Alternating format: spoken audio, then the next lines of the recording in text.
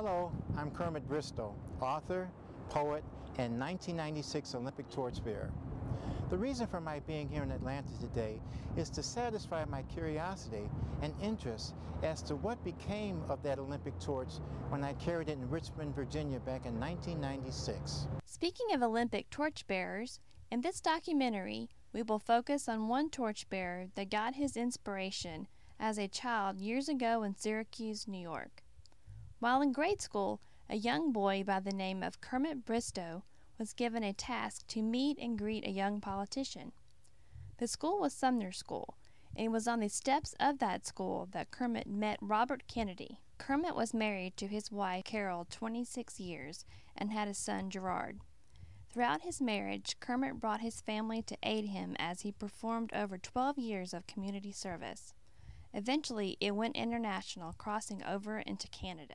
Whether it was the American Heart Association, the Heart and Stroke Foundation, which was the equivalent in Canada, the Red Cross, or the children's homes, he and his family, plus his co-workers at the phone company, literally raised thousands of dollars for numerous causes. This did not go unnoticed because in 1996, ACOG, acronym for the Atlantic Committee for the Olympic Games, noticed this and then selected Kermit as the torchbearer for the Summer Olympic Centennial Games. After this spectacular night in June of the torch run, when asked by a spectator, "How can you top this?" Kermit replied, "I'll write a book." Later, his book, A Torchbearer's Salute, 100 Years of Olympic Spirit, was published in 2004. Only ACOG, that's acronym for Atlanta Committee of Olympic Games, knew the secret of this mystery. So I, being the curious person that I am, I decided I'd travel to Atlanta and talk to the folks indigenous to this area and ask them, how do they feel about this Olympics? I'm Father Henry Grotz. I'm pastor of the Catholic Shrine. I've been here for 11 years, but a transplant from Buffalo, New York, and have been down in the South now over 47 years. Wow. Well, you know something? I guess we're brothers, Father, because I'm from the sister city, Syracuse, New York. What I want to ask of you is whether it was you, your parishioners, or anyone that attends your church, were there any folks involved in it? Were there any Olympic torchbearers like myself, or did you personally get a chance to go to the Olympics? Oh, a number of those things are all true. The first thing I remember is the excitement in the Atlanta area when the selection of Atlanta, the city, was announced. I mean, there was such an air and an atmosphere of jubilation and excitement. And we just were watching the different Olympic venues being built. Everything from a shooting range in the southwest part of the city to the swimming events over at Georgia Tech, and then of course the great stadium that was here at that time. Oh. We were speaking about the excitement in the area, but that excitement was just watching things being transformed. Right. It was such a massive undertaking. There were some humorous elements of it. Local people were almost challenged. Careful of the traffic, it's going to be horrendous. And it was almost an invisible attempt to have more people leave the city so all the guests could come in. Right. But there was a great deal of excitement with people offering their homes. Yes, about that. You know, a residential exchange between people. Wow. One of our priests was a torchbearer out in the Marietta area. Wow. And he just carries the torch proudly, and it's in his office, and he shows it off whenever he can. Kermit, how did you become interested in the Olympics? Believe it or not, this is unreal. As a child, I got a chance to meet and greet the great Robert Kennedy, and we all knew who he was. And for 5 minutes, it's been documented. I had a chance as a child, as a boy in elementary school in Syracuse, New York, to greet the Mr. Kennedy in this bluefin Cadillac, introduce him to the principal and my teachers, and say, "Welcome to Syracuse, New York." But before this happened, he said to me, "Kermit, could you tell me who you are, how old, and what you want to do in life?" And he said, let's talk for a few minutes. It's like 5 minutes, Father. So that's the thing that went to this. I said, I want to help the community.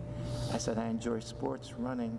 And he said, well, you good in your grades? I said, I'm working. He says, well, you be good at that. He says, whatever you want to do in life, you can do it. I shook his hand, and it stuck with me in my mind. Years later, our running team, my company, I was running all the time. And I got an idea, because I heard the 1996 Olympics were coming. And so I thought about what Mr. Kennedy said. And I said, you know, I said, if I put my mind to it, nothing can be impossible, the challenge to get, you know. I suggested to friends and family. The next thing you know, my name was put in a bid for Olympic torchbearer. I was married at the time. I saw the rings, the 5 rings in the mail, and me and my wife were screaming and howling and crying and said, congratulations, because of your international charity in Canada and U.S., we select you as one of the 1996 Olympic torchbearers. Exciting, really exciting for you. Many folks said to me, Kermit, why did you name your book A Torchbearer Salute to 100 Years of Olympic Spirit? Well, the reason is simple, because 100 years means centennial. It was 100 years of the first modern Olympics of the Summer Games in Olympic history. Therefore, consequently, 100 years. Good afternoon, ma'am. My name is Kermit Bristow. Pleased to meet you. Hello, and I'm Camille Russell Love. I'm the Director of Cultural Affairs for the City of Atlanta. And it's very nice to meet you also.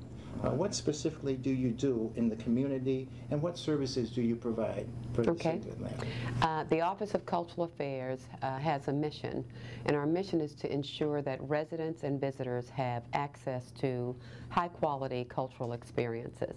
Were you at the venue of the Olympics? Did you see it, or did you see the torch run? Well, in 1996, I was a private entrepreneur. I ran a gallery, and during the 1996 Olympics, I also served on the Cultural Olympiad Committee. And at my gallery, I had an exhibit of Bahamian artwork. And in fact, Sidney Poitier, who is a cultural ambassador for the Bahamas, was in attendance at the opening reception. But that was what I did personally, but all over Atlanta, there were cultural events that were going on that we hope that people who came to the Olympics would also be interested in Southern culture. So there were just things going on everywhere. Did I attend the Olympics? Absolutely. Oh. Did I? I'm jealous. Did I see I'm the, jealous. well, I saw the Nigerian and Brazil soccer match, which was really exciting. That's incredible. Went up to Athens for that. And then there were, you know, there were just things all over. I saw basketball, I saw gymnastics. Fortunately for me, I wasn't in the park when we had the bombing, but that was kind of a real turning point for the everyman who was here for the Olympics. And so, folks, with this comparison, I want to show you the similarity between the two Olympics, back in Germany and here in Atlanta in 1996. As the Chancellor mentioned that the games must go on, so did Andrew Young at that terrible time back in 1996. And he mentioned that the games of peace and brotherhood must go on, and they did. So what was your experience as a torchbearer for the 1996 Olympics? My experience, well, it was something that was just unreal. I remember when I first went to the mailbox, my wife was home and my son was in school, and I saw the 5 Olympic rings, and I said, oh my God, it can't be possible. Opened the mail, I ripped it like frantically, and it said, congratulations, you are one of the 13,000 plus persons chosen to carry the Olympic torch. I went home, I looked at my wife, she looked at me, she didn't believe it. It was an awesome experience. Yeah. Was the torch heavy? Yes, ma'am, it was. In my book, I describe it about being at least about 3 pounds, a little bit over. The only torch that excels at now was Vancouver, which is heavier than, but this thing was so heavy. I mean, I ran about a quarter of a mile, and because, you know, with the flame and, you know, and I was getting tired, I had to switch from the left hand to the right hand, but I didn't mind that pain. And as soon as the gentleman came close to me to, you know, pass it on to me, I'll never forget, Miss Love, I heard that noise and went, shoom. I mean, it was awesome. What do you think about Atlanta? Well, I've always was impressed with this beautiful city, but I can tell you right now, as a result of the first time seeing the venue, Turner Field, the magnificent Cauldron, they were cleaning it and everything, I said, my God, I finally made it to where the torch ended and the greatest, Muhammad Ali, started it off. I'm now here at the beautiful Georgia Tech Aquatic Center, and the reason for my being at this venue, which hosted the diving and swimming, is I felt that this would be a nice place to start as to how the Olympics, how Atlanta got the bid and the exception and the whole star of it all. So let me go into detail a couple of facts for you. As far as the bid, Atlanta was selected on September 18th, 1990 in Tokyo, Japan. And the cities that Atlanta had to compete with was Athens, Belgrade, Manchester, Melbourne, and Toronto. Now there was a slight problem, as 12 years earlier, Los Angeles, another U.S. city, was selected for the Summer Games at that time. So with all these cities in competition, and the fact that U.S. already had the Olympics over a decade or so ago, they did this by suggesting that on the Athens bid, to have this based on sentiment, the fact that these Olympic Games should be the 100th anniversary of the first Summer Games in Greece in 1896. There was 197 countries that participated in the Games, and this was consisted of 6,779 men and 3,523 women. There were over 271 events covering 26 sports.